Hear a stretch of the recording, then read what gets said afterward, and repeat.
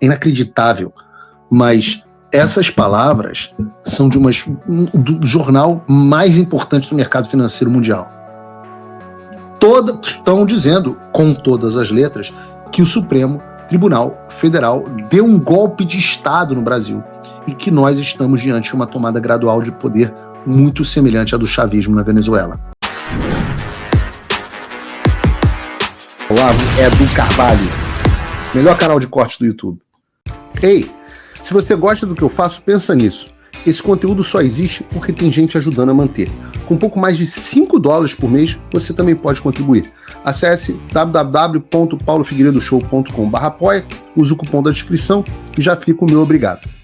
Ah, Alexandre, grande espectador do Paulo Figueiredo Show, que tá apanhando que nem boi ladrão. Né? Foi porrada da imprensa, porrada do governo Trump, porrada do X. O Alexandre virou a Geni da política internacional. Joga pedra na Geni, ela é feita pra apanhar, ela é boa de cuspir, maldita Geni. Na época que o Chico Buarque, lembra do Chico Buarque? O Chico Buarque fazia música antigamente. Era bons tempos em que o Chico Buarque fazia música. Era só musiquinha contra a ditadura militar, onde ele podia fazer musiquinha. Contra o Alexandre não fez musiquinha nenhuma. Bom, Chico Buarque à parte, é óbvio que o Alexandre não está apanhando por acaso. Eu sempre disse, vocês aqui, o bom do Paulo Figueiredo Show, vocês da imprensa que não deixam de assistir o programa, o próprio Alexandre, eu digo a vocês o que está acontecendo. E nossa estratégia sempre foi a de criar pontos de pressão a partir de diferentes frontes ou frentes de batalha. E isso está funcionando muito bem. Por exemplo, vejam o fato de os 2 maiores jornais dos Estados Unidos estarem falando abertamente, em termos duros, sobre a situação do pseudo-juiz Alexandre de Moraes e o regime no Brasil. Vejam, impensável outrora, mas o próprio The New York Times, o jornal do fetiche intelectual da esquerda, aquele jornal que só de pegar no papel as jornalistas da grande mídia já ficam com os mamilos entumecidos. O The New York Times teve a seguinte manchete: o Brasil manteve um controle rígido sobre as Big Tech. As tarifas do Trump podem mudar isso. E eu vou ler só um trechinho para vocês que diz o seguinte: no Brasil, onde as memórias da ditadura militar ainda persistem, muitos elogiaram o ministro Alexandre de Moraes por enfrentar empresas de tecnologia poderosas, mas outros o acusam de longe demais. Ele prendeu pessoas sem julgamento por ameaças feitas online, bloqueou veículos de imprensa de publicar conteúdo crítico a políticos e ordenou a remoção de contas populares nas redes sociais, recusando-se a explicar como elas ameaçavam a democracia, diz o The New York Times. Essa reportagem, aliás, que foi repostada pelo Jason Miller, já conhecido aqui, pelo menos de vocês no Paulo Figueiredo Show, que repostou isso no X. No post ele citou esse trecho da reportagem que eu li para vocês, mas ainda tem maluco que acha que a briga dos Estados Unidos com o Brasil é por causa de comércio, mesmo quando o The New York Times está explicando que não. Se você não está satisfeito com o The New York Times, vamos para o jornal predileto da elite financeira global, o The Wall Street Journal, com a matéria da excelente Mary O'Grady, que é uma editora sênior e membro do conselho editorial do The Wall Street Journal, que tem o seguinte título, é uma reportagem duríssima. Ela fala o seguinte: um golpe de Estado da Suprema Corte no Brasil. O ministro Moraes está censurando críticos e prendendo opositores sem qualquer controle político. Eu vou ler aqui para vocês alguns trechos da matéria, porque talvez seja a matéria mais forte, uma das mais fortes até hoje, contra o pseudo-juiz no exterior. Lê o trecho aqui para vocês, abre aspas.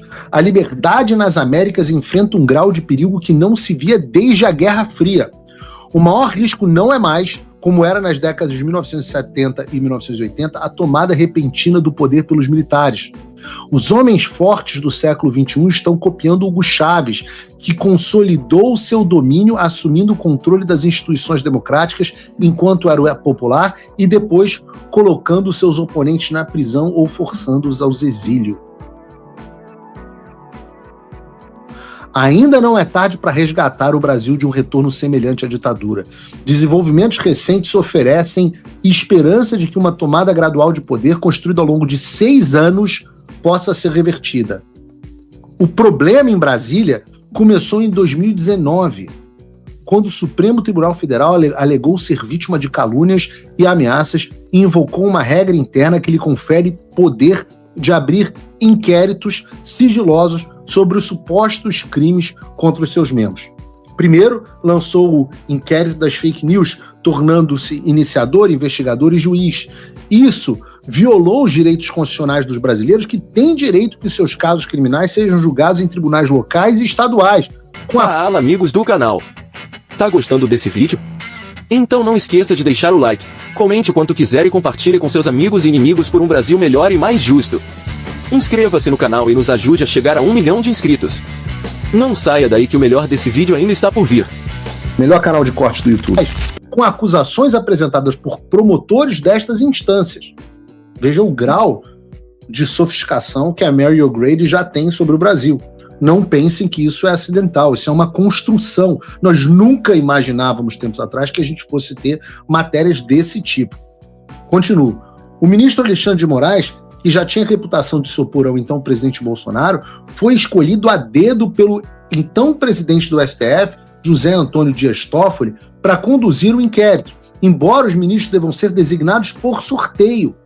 Os investigadores monitoraram as redes sociais dos politicamente incorretos, criminalizaram as suas opiniões e os prenderam preventivamente.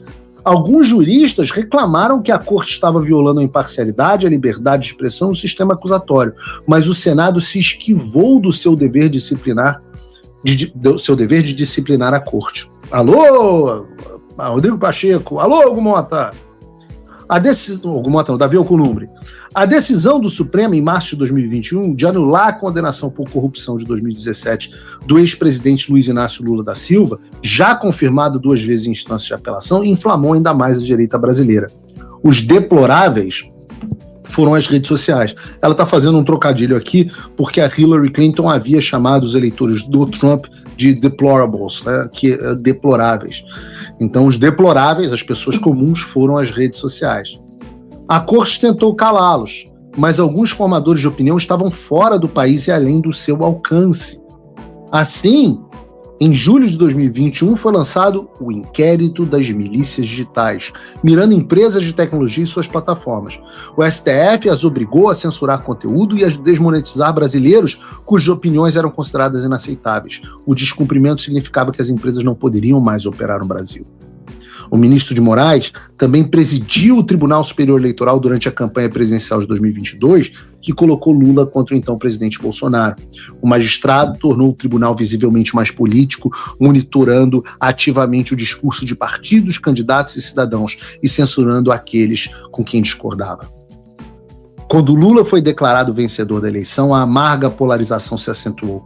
Alguns apoiadores de Bolsonaro recusaram-se a aceitar o resultado, queriam intervenção militar e, por meses, realizaram protestos pacíficos em frente a quartéis do país. Lula tomou posse, sem incidente, em 1º de janeiro de 2023. Mas uma semana depois, um grupo de bolsonaristas marchou sobre prédios federais em Brasília. Algumas pessoas entraram onde houve violência e vandalismo. A corte chamou o episódio de tentativa de golpe, mas a maioria dos envolvidos parecia ser de manifestantes desorganizados, sem armas. Nenhum soldado deixou os quartéis. O ministro Moraes abriu 3 novos inquéritos sigilosos. Cerca de 1.500 suspeitos foram detidos e alguns permaneceram presos por até 1 ano aguardando julgamento. Alguns receberam penas... Na verdade, Mary O'Grady, foram mais de 2.500 presos. Alguns receberam penas severas por transgressões menores. Em um país onde a violência da esquerda costuma ser recebida com compreensão, as punições pareceram, em muitos casos, excessivamente duras. A corte alegou a existência de uma conspiração e iniciou investigações para identificar os autores intelectuais e instigadores do 8 de janeiro, acusando-os de disseminar desinformação. Bolsonaro e seu círculo próximo ainda enfrentam julgamento por supostamente planejar um golpe. Independentemente do que se pense de Bolsonaro, continua o Wall Street Journal, está claro que a política tomou conta da corte. A direita no Senado tenta reunir votos para impeachment de Moraes e restauração da imparcialidade judicial. As elites começaram a reclamar de ministros embriagados pelo poder. Infelizmente, as tarifas de 50% impostas pelo presidente Trump sobre importações brasileiras reforçaram o nacionalismo e o apoio de Lula. E aqui eu discordo completamente da Mary Gray. Mas a decisão do Tesouro dos Estados Unidos no mês passado de impor sanções contra Moraes parece ter chamado a atenção dos outros ministros, que certamente entendem que pode haver mais medidas se o Brasil não encontrar uma forma de restaurar o Estado de Direito. É inacreditável, mas essas palavras são do jornal mais importante do mercado financeiro mundial. Todas estão dizendo, com todas as letras, que o Supremo Tribunal Federal deu um golpe de Estado no Brasil e que nós estamos diante de uma tomada gradual de poder muito semelhante à do chavismo na Venezuela. Pessoas presas sem julgamentos, manifestantes pacíficos sendo julgados e condenados por abolição violenta do Estado Democrático de Direito e associação criminosa armada, inquéritos ilegais sendo criados pelas mesmas pessoas que investigam e julgam, violência da esquerda sendo tolerada, etc, etc. A nossa história está sendo contada finalmente para o mundo. O mesmo mundo que aplaudia o Alexandre. Eles, a mesma elite que aplaudiu o Alexandre, agora tem nojinho e retrata a imposição da Lei Magnitsky contra ele. Se você, como eu, está dormindo mais tranquilo agora que o Trump voltou à presidência, ótimo. Mas e o Brasil? Nosso país continua no buraco. A volta do Trump nos dá esperança, mas as coisas não vão se resolver sozinhas. Vai ser preciso muito trabalho, meu e seu. E não adianta xingar muito nas redes sociais achando que isso resolve alguma coisa. Não tem salvador da pátria. Não tem um político que vai resolver por você. A responsabilidade é sua. Eu larguei tudo para me dedicar a isso. E você? Como você pode ajudar sem abandonar as suas obrigações? Simples. Apoie quem está na linha de frente. Sem isso, esse trabalho simplesmente não continua. Acesse www.paulofigueiredoshow.com/apoie e com a partir de $5 por mês, garanta que isso siga em frente. Se puder ir além, torne-se meu patrono Gold e participe do meu grupo privado e ajude a definir as minhas próximas pautas. A diferença entre vencer e perder está na ação. Durma tranquilo, sabendo que você fez a sua parte. Obrigada por assistir o vídeo até o final.